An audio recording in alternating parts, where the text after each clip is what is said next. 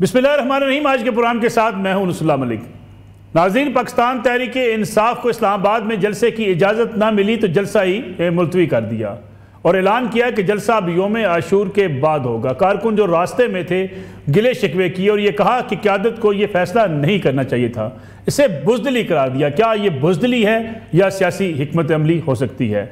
दूसरी तरफ शाहिद खाकान अब्बासी साबिक वज़ीर आज़म, उन्होंने एक नई जमात की बुनियाद रख दी, नई जमात का ऐलान कर दिया और हल्का फुल्का मंशूर भी सामने ले आया कि किसी इलेक्टेबल्स को शामिल नहीं करेंगे बल्कि पार्टी में साफ़ सुथरे लोग आएंगे।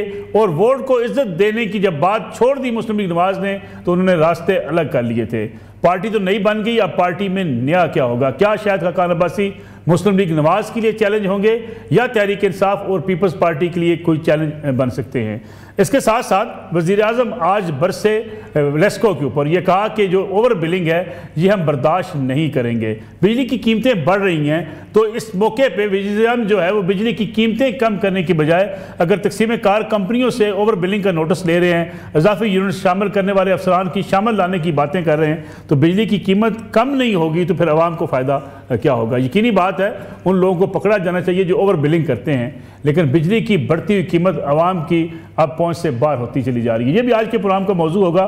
साथ साथ बातें होंगी कुछ अदलिया के हवाले से। एक बेचैनी की कैफियत है, कुछ जजेस पर इल्ज़ामात लग रहे हैं और ये भी कहा जा रहा है कि कुछ जजेस रुखसत पर जा रहे हैं। क्या ये वाकई हकीकत है?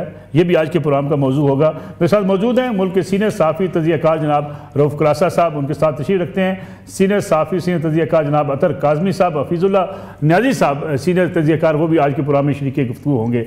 रऊफ़ खुलासा साहब, प्रोग्राम का आगाज़ आपसे करना चाहूँगा मैं। पीटीआई ने जलसा मुलतवी किया, उसकी उन्हें इजाज़त नहीं मिली, बल्कि मैं आपको सुनवाऊँ कि उमर अयूब साहब जो है वो क्या गिला शिकवा कर रहे थे। उसके बाद मैं चाहूँगा इस पर आप कमेंट करें कि क्या जो मुख्तलिफ कारकुनों की तरफ से, मुख्तलिफ रहनुमाओं की तरफ से पीटीआई की मौजूदा लीडरशिप को कहा जा रहा है कि बुज़दिली का मुजाहरा किया, जलसा हर हाल में करना चाहिए था, ये मामला दुरुस्त है, ये मौक़िफ़ दुरुस्त है या जो पीटीआई की लीडरशिप ने किया? लेकिन उमर अयूब साहब ने जो कुछ कहा जलसा मुलतवी करने के बाद, ज़रा वो आप मुलाज़ा फरमाइएगा। हमारे कारकुनान के डर से ये लोगों ने ये कदम उठाया कि पहले उन्होंने कहा कि जी हम लोग दूर जगह पे तरनौल पे इनको देंगे जगह, वो जगह खुद इन्होंने मार्क की। मैंने इंसिस्ट किया, मैंने कहा जो कोऑर्डिनेट्स दिए वहाँ पे ही जाना है। या तो कमिश्नर वो अपने होश-ओ-हवास में नहीं था, ये आपका चीफ कमिश्नर या फिर डिप्टी कमिश्नर होश-ओ-हवास में नहीं था। भांग पिया, चर्च पिया, क्या पिया इन्होंने? ब्लड टेस्ट कराए, मेडिकल चेकअप कराए। खुलासा साहब, इंतजामिया ने तो ये तोजीह बयान की कि वहाँ पे लॉ एंड ऑर्डर का मसला है, उस इलाके में ऑपरेशन चल रहा है ऑलरेडी। ये सारी चीज़ें अपनी जगह पे, लेकिन जो ये बहस शुरू हुई कि लीडरशिप जिस वक्त पाकिस्तान तहरीक इंसाफ की है उन्हें जलसा हर हाल में करना चाहिए था, इजाज़त न मिलने के बावजूद पीटीआई जलसा करना चाहिए था पीटीआई को, या मुलतवी करके अच्छी सियासी हिकमत अमली का इख्तियार की गई? जी बहुत शुक्रिया आपका मलिक साहब। ये पहली बात तो ये है कि ये जैसे उमर अयूब कह रहे थे कि इन्होंने खुद इजाज़त दी है और जगह भी उन्होंने मार्क करके दिया कि फ़लाँ जगह पे फ़लाँ डेट को आप कर लें। पीटीआई ने तो मेरा ख्याल है कानूनी तौर पर वो तमाम रास्ते इख्तियार किए जो करने चाहिए थे कि डिस्ट्रिक्ट एडमिनिस्ट्रेशन से इजाज़त लें और इजाज़त के बाद अपने इंतजाम करें और बाकायदा उनको इजाज़त दी गई। सो पीटीआई के हवाले से ये तो हम नहीं कह सकते कि वो कोई गैर कानूनी एक्टिविटी कर रहे थे या कोई गलत काम कर रहे थे, ये सारी चीज़। अब सेकेंड थाट आया है इनका ये डिस्ट्रिक्ट एडमिनिस्ट्रेशन का कि इन्होंने उनका अचानक जो है जब उनका अरेंजमेंट्स हो गए थे, जब जलसा का ऐलान हो गया था, सारे तैयारियां हो चुकी थी, लोग आना, ऑफ कोर्स लोगों ने दूर से भी आना होता है, तो उस वक्त आपने अचानक उसको ये कर दिया, कैंसिल कर दिया। ये तो एक अगर आप इसको देखें एक तरह से डिस्ट्रिक्ट एडमिनिस्ट्रेशन की अपनी शरारत है कि आप खुद एक लॉ एंड ऑर्डर का मसला पैदा करना चाहते हैं। या तो पहले दिन से कह दें, आपको नहीं पता था कि वहाँ पे लॉ एंड ऑर्डर की सिचुएशन हो सकती है, मुहर्रम का महीना है या वहाँ पे जी अफगान लोग रहते हैं, झगड़ा हो जाएगा, तो आपको अचानक पता चला है घंटा दो पहले घंटा यानी आपको चला। सो असल ये सिचुएशन जो है कोई ख़राबी अगर हो रही थी तो मेरा ख्याल है डिस्ट्रिक्ट एडमिनिस्ट्रेशन जो है वो आप चीफ कमिश्नर हूँ, ये हो गए मोहम्मद अली रंधावा साहब हूँ या डिप्टी कमिश्नर साहब हूँ, मेरा इरफान मेमन साहब, इनको जिम्मेदारी लेनी चाहिए कि ये अच्छे अफसर साबित नहीं हो रहे कि जिनको अगर सिचुएशन का पता होगा अपने कंट्रोल में क्या करना है, एक चीज़। अब दूसरी चीज़ मैं ये समझता हूँ कि पीटीआई ने, उनकी क़यादत ने एक तरह से समझदारी का काम किया है और उन्होंने एक जिम्मेदारी का सबूत दिया है कि अगर डिस्ट्रिक्ट एडमिनिस्ट्रेशन इसको कैंसिल कर रही है तो हमें आगे नहीं जाना चाहिए। और उनके फियर्स, उनका ख़तरा हो सकता है उनके जहन में कि ये ना हो कि अगर उन्होंने इसको एक जाके जलसा किया और खुदा ना खासा जलसे के बाद या जलसे के दौरान कोई ऐसी कार्रवाई हो गई तो सारे का सारा मलबा इन्हीं पे गिरेगा, पीटीआई पे गिरेगा, इनके लोगों पे पर्चे मुकदमे। पहले आपको पता है 9 मई के हवाले से पीटीआई बड़े दबाव में है, प्रेशर में। वो अब कोई ऐसी सिचुएशन नहीं चाहती जहाँ पे उनका दोबारा कोई क्लैश हो जाए, जहाँ पे कोई फिर कोई एक उनका फोर्सेस के साथ उनका कोई मैच पड़ जाए, कोई लोग उसमें ज़ख्मी हो जाएँ, कोई खुदा न खासा कैजुअल्टीज़ हो जाएँ। सो पीटीआई मैं ये समझता हूँ उनको लोग अब बुज़दिली के ताने दें, लोग उनको वो जो कुछ भी कहें, मेरा ख्याल है उनका वाइज और मैच्योर फैसला था। It's not end of the day. आप दोबारा मुहर्रम के बाद आप दोबारा आप जलसे की कॉल दे सकते हैं। एटलीस्ट आप उनको एक्सपोज तो कर रहे हैं, हुकूमत को हो, डिस्ट्रिक्ट एडमिनिस्ट्रेशन को हो या पूरी दुनिया को। ये मैसेज तो चला गया है कि जनाब ये जलसा करना चाह रहे थे, कानूनी इनको इजाज़त भी दी थी, ये हुकूमत डर गई या उसके बाद ये इदारे डर गए, फिर डीसी साहब फिर कमिश्नर साहब डर गए, उन्होंने इनकी इजाज़त वापस ले ली और इन्होंने एक अच्छे एक रीजनेबल एक प्रॉपर इन्होंने शहरियों की तरह एक मैच्योर पॉलिटिकल पार्टी की तरह इन्होंने वहाँ पे क्लैश करने के बजाय, इन्होंने कन्फ्रंट्रेशन करने के बजाय इन्होंने उसको कैंसिल किया। मेरा तो ये ख्याल है पीटीआई का सही फैसला है कि इन्हें किसी ट्रैप में नहीं आना चाहिए, इन्हें किसी और धोखे का इन्हें शिकार नहीं होना चाहिए, अपने आप को इस तरह की वायलेंट एक्टिविटी से दूर रखना चाहिए। इट वाज मेरा ख्याल वाइज इनका वाइज फैसला। फिजल अनैस साहब, आप भी समझते हैं ये वाइज डिसीजन है जलसा मुलतवी करना, क्योंकि बहुत सी तनकीद की गई आज पीटीआई के ऊपर के बुज़दिली का मुजाहरा किया। अगर हम हिस्ट्री देखें पीटीआई जलसे की इजाज़त मिलती थी या नहीं मिलती थी, जलसा ज़रूर करती थी। इसलिए कुछ कारकुन सोशल मीडिया पे फट पड़े हैं, वो कहते हैं कि अगर इजाज़त ना भी मिले तो हमें जलसा करना चाहिए था। बहुत बहुत शुक्रिया मलिक साहब। मुझे नहीं पता कि गुफ्तगू क्या कुछ हो चुकी है और ज़ाहिर है कि मेरी ज़रा हो सकता है थोड़ी बेरब्त सी सूरत हाल हो। देखें, 2-3 बातें जहन में रखें।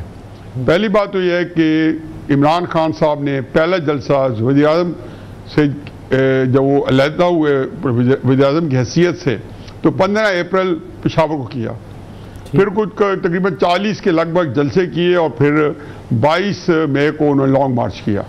फिर उसके बाद ज़ाहिर है ज़िमनी इलेक्शन आए, बेशुमार जलसे उसके लिए किए, फिर खुद 8 सीट्स में इलेक्शन लड़ा, फिर उसके लिए कुछ जलसे किए, फिर उसके बाद लॉन्ग मार्च किया। लॉन्ग मार्च के लिए उन्होंने लोगों से कस्में कुराने ली, हल्फ लिया और जलसे कराए। फिर उन्होंने 2.5 लाख के करीब जेल भरो तहरीक के लिए बंदों को बुलाया और वो इमरान खान साहब को बदकिस्मती से उनके ऊपर कातलाना हमला भी हुआ। ये सारी कैफियत है, वो नाअहल भी हुए तो, और ये सारी तहरीक इंसाफ ने एक तूफान सर पर उठा रखा था कि ये हमारी एक रेड लाइन है, यहाँ से अगर आपने नाअहल किया तो हम ईंट से ईंट बजा देंगे। खान साहब को कुछ हो गया तो खान साहब बता रहे थे कि मेरे खिलाफ साजिश हो रही है और मैंने लिख के दे दिया है कि मुझे कत्ल कर दिया जाएगा और 4 बंदों के नाम, और वो सारा ड्रामा हमारे सामने अब दोबारा उसको जो है ना यादिश बखैर सामने लेके आए। अब इस सारी चीज़ में एक चीज़ मुश्तरक है कि इमरान खान साहब बंदे नहीं निकाल सके। 25 मई आपके सामने है। मैं जब वो कहते मैं 30 लाख बंदे लेके इस्लामाबाद आऊँगा तो हमेशा कहते थे खान साहब आप 30,000 भी ले आए ना, मैं हकीकत बता दूँ कि आप लोग ने आके यहाँ पे फर्क डाल देना है। फिर आप 26 नवंबर को रावलपिंडी में आर्मी चीफ अपार्टमेंट को रुकवाने के लिए गए तो आपने कमाल मुहारत से बजाय वहाँ पे GHQ के सामने जाने के या पेशावर रोड पे जलसा करने के आप सीधा सेटलेट टाउन आए और सड़क के किनारे जलसा किया। ये सारी बातें दोहराने का मसला ये कि सारे ऑप्टिक्स थे जिससे तहरीक इंसाफ ने पैसा भी बहुत एग्जॉस्ट किया, कैश स्टॉप भी हो गई। वो 2-4 हज़ार वर्कर जो हर जलसे पहुँच जाते थे और खान साहब का सफ़र करते थे वो भी एग्जॉस्ट हो गए। ये तो नतीजा एक ही निकला कि खान साहब के साथ बंदे नहीं निकलते। इसी पैराए में आज चकजई साहब का बयान आया है कि आप बंदे क्यों नहीं निकालते, खुद क्यों नहीं निकालते, आप क्यों फजल रहमान साहब का सहारा ढूंढते हो, आप क्यों कहते हो जी कि फजल रहमान साहब के पास स्ट्रीट पावर है। ये वो सारे वो रास्ते हैं जिसमें आपको फजल रहमान साहब को हजम करना पड़ा, आपको चकजई साहब के लिए एक स्ट्रॉन्ग बयानिया जो है तहरीक साहब इमरान खान साहब के बाद कोई लेन उठाने वाला है नहीं, उसको करना पड़ा। वो कहते हैं हम बड़ी पॉपुलर पार्टी हैं, हम जब चाहे बड़ा जलसा कर लें, वो तो दावे हर रोज करते हैं, जब चाहे बंदे निकाल लें। मैं तो एग्री करता हूँ पॉपुलर पार्टी, इसमें तो मेरे ख्याल है ना हम सारे यहाँ बैठे हैं, कोई इसे डिसएग्री नहीं करेगा। लेकिन आया वो पॉपुलर पार्टी जो है वो लोगों को बाहर निकाल सके नहीं। 5 मई को देखें, अगर मैं कह दूँ 5 मई को अगर यही जो बंदे 2,000-500,000 GHQ पे गए जरा तस्वर करेंगे 30-35 हज़ार बंदा GHQ के अंदर घुस जाता, क्या उनको कत्ल कर दिया जाता? ज़ाहिर ना कर सकते। क्या पाकिस्तान के तस्वर करें उस GHQ के बाद कोई बंदा फौज का सबराब बनना पसंद फरमाता? या लाहौर के कोर कमांडर को जाके उठा के ले आते, घर ले आते, तो उस मुल्क में क्या बनता। असल सारी बातों के अंदर नाकामी इसलिए हुई है कि खान साहब के पीछे बंदे नहीं निकले। हर जगह पे 2-3-4 हज़ार बंदे जो है, ये लेबर तंजीम नहीं थी। खान साहब ने 8 फरवरी के बाद 5 कॉल्स दिए हैं, 5 कॉल। जुम्मा भी असबाब बैठे हैं कि जुम्मे के इज्तिमा की बात करें, सारे काम कर चुके हैं।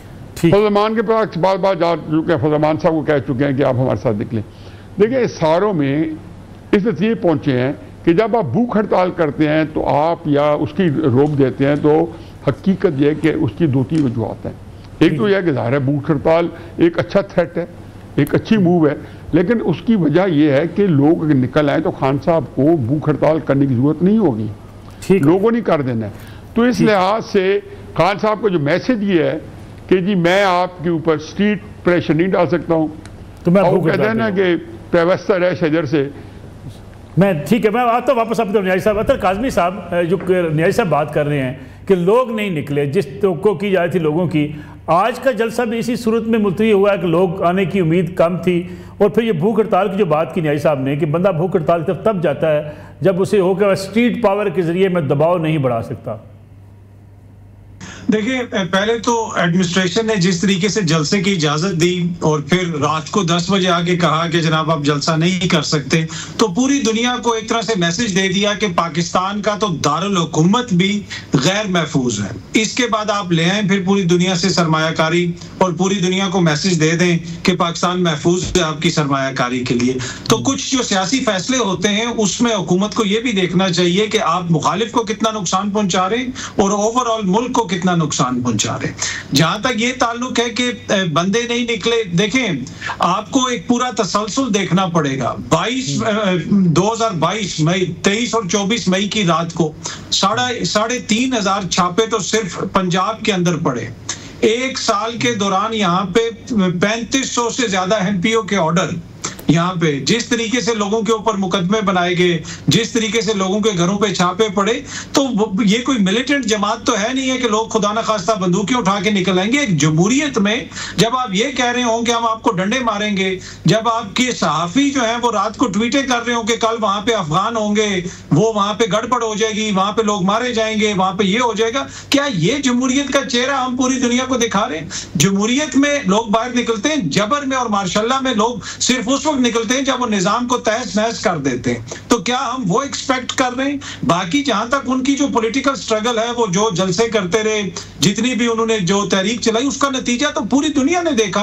8 फरवरी को काजी फायज ईसा साहब के बेंच ने ऑल्दो के बल्ले का निशान वापस ले लिया, एक बदकिस्मत फैसला किया। मौलवी तमीजुद्दीन केस के बाद ये दूसरा ऐसा केस है जो हमेशा पाकिस्तान की तारीख में याद रखा जाएगा। उसके बावजूद तहरीक इंसाफ सबसे बड़ी जमात बन के उभरी, सबसे ज्यादा वोट लिए, 2 तारीख अक्सरियत से खैबर पख्तूनख्वा में हुकूमत बनाई। अतर साहब,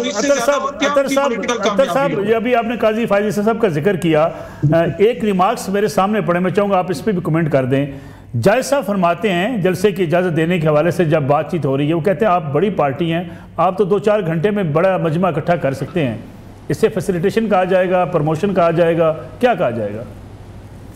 देखिए, जज भी इसी सोसाइटी का हिस्सा है ना। देखिए, बंदे निकले या ना निकले नसरुल्लाह मलिक साहब, हमारे लिए वो इशू नहीं होना चाहिए। हमारे लिए इशू ये है कि क्या हम एक जमहूरी मुल्क में रह रहे हैं, क्या वो जो जज वहां पे बैठा हुआ है उसने मेरे और आपके डेमोक्रेटिक और हमारे आईनी हकूक का तहफ़्फ़ुज़ करना है या नहीं करना, ये इंपॉर्टेंट चीज है। चाहे 10 बंदे बाहर निकलें, जलसा फ्लॉप हो जाए, वो हमारा कंसर्न नहीं है। क्या हमने इस मुल्क को नॉर्थ कोरिया की तरह चलाना है या एक जमहूरियत की तरह चलाना है, ये हमने फैसला करना है। ठीक है, तो सब एक कमर्शियल ब्रेक प्रोग्राम में शामिल कर लें, वापस आते हैं ब्रेक से तो बात करेंगे एक नई सियासी जमात की। शाहिद खाकान अब्बासी की क़यादत में ये नई सियासी जमात नया क्या कुछ लाने जा रही है, इस पर बात करेंगे ब्रेक के बाद।